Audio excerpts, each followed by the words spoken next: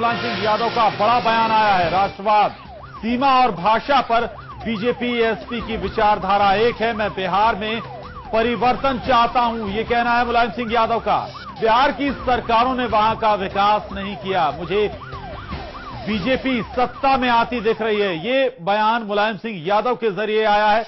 आरक्षण वाले बयान से थोड़ा गड़बड़ हुआ है। बयान के पहले बीजेपी बिहार में बहुत मजबूत थी, ये कहना है मुलायम सिंह यादव का। बड़ा बयान आया है 3 बजे की ये सबसे बड़ी खबर। मुलायम सिंह यादव का बयान आया है।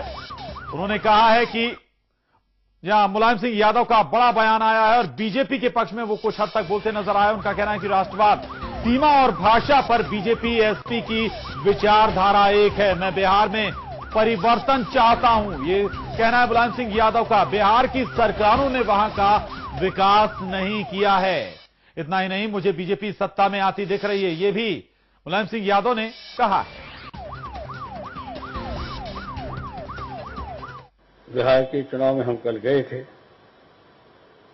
वहां भी माहौल ऐसा है कि बीजेपी ने बना दिया और पक्ष में एक आरक्षण की सवाल उठा के बेमतलब, वरना जीत ही तो बीजेपी सही है, ऐसी लोगों की उम्मीद थी जो मुझे बताया। लेकिन वो एक ही बयान से उनके अध्यक्ष से कि हम इस आरक्षण पर विचार करेंगे, ऐसे मुद्दा मिल गया वहां के लालू जी को, नीतीश को। वो मुद्दा से अब जो उनके कट्टर विरोधी हो गए थे वो अब उतने विरोधी नहीं रहे, कुछ समर्थक बन रहे, कुछ कम। हम चाहते थे कि एक बार ऐसा बदलाव फिर आए बिहार में, हम बिल्कुल चाहते थे, क्योंकि बिहार में जो राज हुआ है लगातार, वो सब बिहार को जो विकास होना चाहिए था। तो उन्होंने कहा कि जब जवाब दिया, ये बताओ सीमा पे कब्जा कैसे करवाया, क्या बीजेपी ने करवाया कि जनसंघ ने कहा, जनशक्ति जनसंघ ने करवाया। बताओ महंगाई किसने बढ़ाई, जनसंघ ने बढ़ाई क्या भ्रष्टाचार जनसंघ ने बढ़ाया, कांग्रेस ने बढ़ाया, सब कांग्रेस ने। और फिर जैसा जब क्रांति का समय आएगा तो 2 कदम हम आपसे आगे चलेंगे। और जैसा मंच में आज याद है सदुद्दीन, जो साहब मंच से उठ के पीछे चले गए, इतना उन्होंने बोला। उन्होंने कहा भाषा के बारे में, देशभक्ति के बारे में, सीमा के बारे में हमारे और जनता के विचार एक है। देशभक्ति के बारे में, भाषा के बारे में और सीमा के बारे में। और तो सब ठीक है, लेकिन भाषा के मामले में थोड़े पंडित दीनदयाल उपाध्याय की बात से हट रहे हैं, क्योंकि मैंने बहुत कोशिश की है भारतीय भाषाओं के बारे में। समाजवादी लोग कोई हिंदी की बात नहीं करते हैं, भारतीय भाषाओं का विकास, भारतीय भाषाओं का विकास हम चाहते हैं। आज भी है बीजेपी कुछ ऐसे सवाल हैं जिनको लेकर हम इस वक्त वो नहीं बोलेंगे, हमारे माननीय राज्यपाल जी बैठे हैं। आज भी मैंने कहा है लोकसभा में, कहा बीजेपी को आह्वान किया इन नीतियों को लेकर के हम लोग फिर चले। लोकसभा में कार्रवाई में है पंडित दीनदयाल उपाध्याय साहब हो सकते लोकसभा में, तो सबने आकर के बीजेपी के कुछ अच्छे नेता से बाहर आके काम है, आपके विचारों से सहमत हूं। आज मुझे भी एक और दूसरे तरीके से देखा जाता है, लेकिन जहां कहीं इस तरह का काम होता है, बीजेपी अगर ठीक काम करती है तो मैंने खुल करके बोला है। और हमारे संवाददाता संजय राजन इस वक्त से जुड़ गए हैं। संजय, किस वक्त ये बयान दिया गया, क्या मकसद था और इस बयान के मायने क्या निकाले जाएं? देखिए, जाहिर सी बात है, मुलायम सिंह यादव के आज के दिए बयान से सियासी सरगर्मी काफी तेज हो गई है और एक चर्चा का विषय बन गया है कि आखिर बिहार में चुनाव के वक्त मुलायम सिंह यादव ने एक बार फिर जनसंघ के साथ अपने करीबी रिश्ते को दोहराया है। साथ ही बीजेपी को लेकर के, जो एनडीए को लेकर के बिहार चुनाव पर उनका बयान आया है, उससे कहीं न कहीं एक चौंकाने वाला मामला नजर आता है। कल तक मुलायम सिंह यादव जिस तरह से महागठबंधन की खिलाफत करते नजर आ रहे थे, आज मुलायम ने बिल्कुल साफ कहा है कि वो भी चाहते थे कि बिहार में एक बदलाव हो, क्योंकि जो भी सरकारें वहां लगातार रही हैं बिहार का उतना विकास नहीं हुआ जितना होना चाहिए था और वो चाहते थे कि वहाँ पे एक बदलाव आए।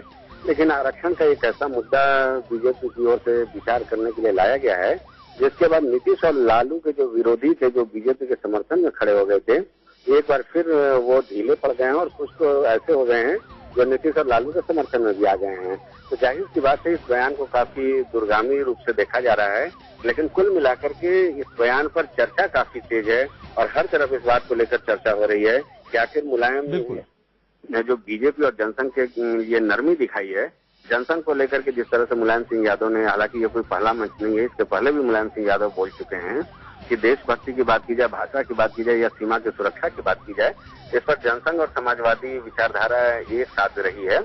और आपातकाल के बाद जिस तरह से माहौल बना था उसमें भी जनसंघ और तमाम लोगों ने मिलकर के जनता परिवार के साथ मिलकर के केंद्र में एक पहली गैर कांग्रेसी सरकार भी बनाई थी और जैसे ही ये परिवार टूटा उसके बाद कांग्रेसियों के हौसले बुलंद हुए और एक बार फिर वो वापसी की। तो कुल मिलाकर के मुलायम सिंह यादव, चूंकि लोहिया जयंती का ये समारोह था, उस मंच पर इस तरह का बयान देकर के कहीं न कहीं सियासी सरगर्मी काफी तेज कर दी है और इस बयान के अलग अलग मायने निकाले जा रहे हैं। जी बिल्कुल संजय, लोग कहते हैं या राजनीतिक विश्लेषक भी ये कहते हैं कि मुलायम सिंह यादव की राजनीति का अगला स्टेप क्या होगा कोई नहीं जानता, और यहां पर शायद ये वाकई में बिल्कुल अप्रत्याशित बात मुलायम सिंह यादव के जरिए कही गई है। इसके क्या कुछ और राजनीतिक हित भी हैं मुलायम सिंह के? देखिए, जाहिर सी बात है समाजवादी पार्टी एक कोशिशों में जुटी हुई है कि किसी तरह से एक तीसरी ताकत के रूप में समाजवादी पार्टी अपना वजूद बनाए और संभवतः यही वजह थी कि बिहार चुनाव के पहले नीतीश लालू सबको साथ लेकर के समाजवादी पार्टी आगे बढ़ने की कोशिश कर रही थी। लेकिन अचानक ये बदलाव आता है, सीटों के बंटवारे का मुद्दा माना जाए या फिर इंटरनल कोई बात रही हो, जिसका भी खुलासा अभी तक सपा सुप्रीमो मुलायम सिंह यादव ने नहीं की है।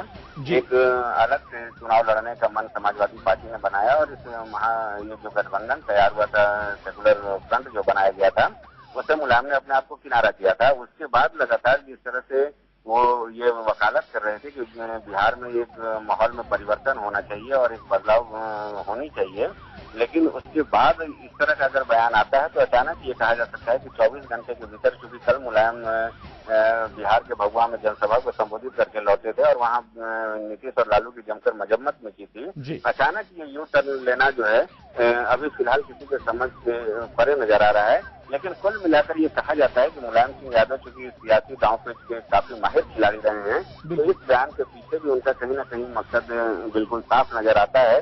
हो सकता है कि ये बयान इस मकसद से भी दिया जा रहा होगा कि एक बीजेपी से करीब होने का जो तमगा लगता जा रहा था समाजवादी पार्टी के ऊपर, उससे खुद को निकालने की एक शायद के रूप में ये बयान हो।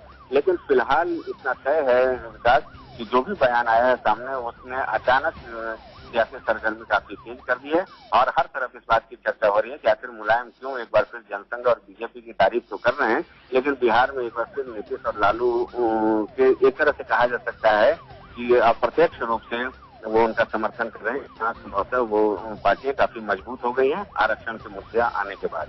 बिल्कुल संजय, पहले अक्सर बीजेपी निशाने पर रहती थी मुलायम सिंह यादव के, लेकिन अभी 3 बातें उन्होंने कही, राष्ट्रवाद, सीमा और भाषा।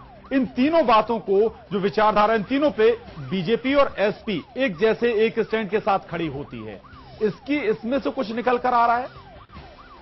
देखिए, ये मैंने पहले भी कहा था कि ये कोई पहला मौका नहीं है, बल्कि ये कहा जा सकता है कि मुलायम ने उस बयान को एक बार फिर दोहराया है, क्योंकि इसके पहले भी मुलायम सिंह यादव ने ये साफ किया था कि अगर बीजेपी 3-4 मुद्दे ऐसे हैं, चाहे जम्मू कश्मीर का मामला हो, अयोध्या में मस्जिद मंदिर का मामला हो, इन तमाम चीजों को अगर बीजेपी छोड़ देती है तो समाजवादी पार्टी को उनके साथ जाने में कोई गुरेज नहीं है।